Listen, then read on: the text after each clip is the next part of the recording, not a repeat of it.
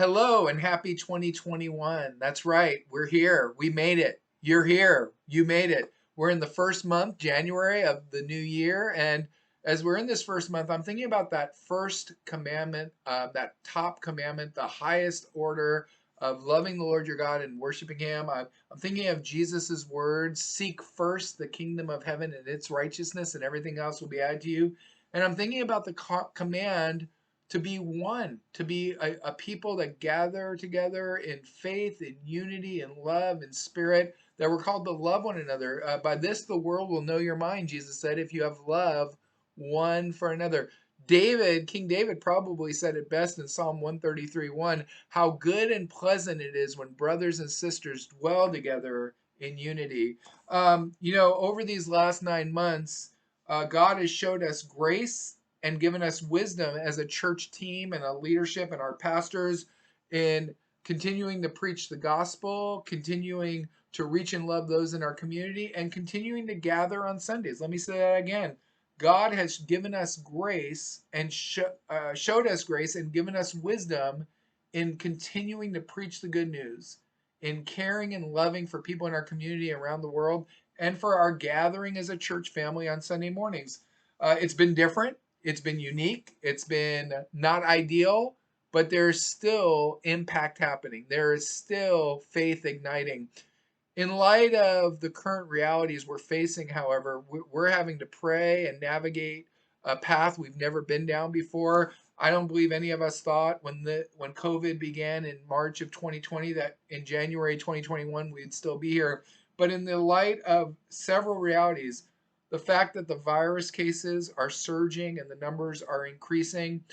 Joni and I have talked to 3 hospital workers who either attend our church or we have previous relationship with. One at a hospital in Simi, one at a hospital in Thousand Oaks, and one an ER doctor in LA, who are all saying the same thing. They are slammed, they are fully occupied, and they just would hope people would stay home, wear masks, and be safe. In light of the colder weather, in light of fellow pastors we know and their teams contracting the COVID virus and recovering from it, in light of wanting to care and provide a safe environment and to protect our volunteers and all who would gather at our church, um, based on all these things, we've had to make a tough decision, and that tough decision is that for the month of January, we will be offering online only Sunday services. So again, in light of everything that's happening right now, we believe the safest, the wisest, the best, and most importantly, the most loving response to the people we serve and the community we're in is to offer online only services for the month of January. As difficult as this is, as much as I want to see you face to face every week, we do think this is the wisest, the best, the safest, and the most loving response we could have as a church family. Let me just say, it has been amazing to see how our surrendering and trusting God as we've modified how we do church. It's been amazing to see how God has multiplied the reach we have to people, and that the mission is being accomplished beyond the walls of the church, beyond a fixed physical location. I am just so blessed that as we've become more creative and more focused, you can teach an old pastor new tricks. As we become more creative and focused, we still know the key is not just for you to watch online. The key is not just for you to attend online and watch online.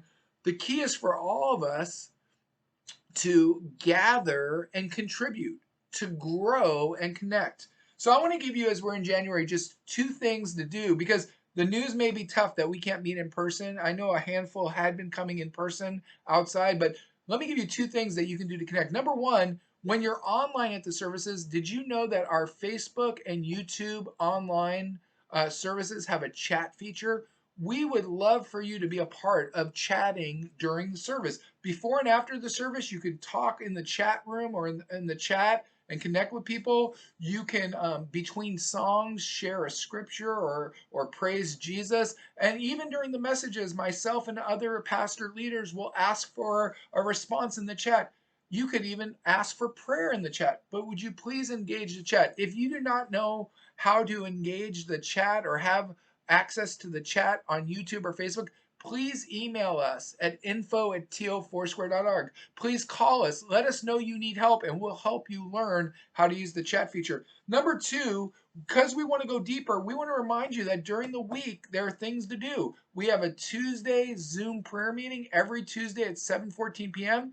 And beginning a week from Wednesday, January 13th, we're going to start a Sunday sermon recap group on Wednesdays at 7 o'clock. Again, on January 13th, a week from Wednesday, we are beginning a Sunday sermon recap group where we could just look at the message from the weekend, the Sunday before, dive in deeper to the word, and sharpen one another's faith. So this is a great opportunity. Let's make the most of 2021. Let's return to worshiping together, gathering together, connecting. And even though we cannot be in person for the month of January, we believe there can still be impact in our personal and corporate faith as God's people and as the Shepherd's House family.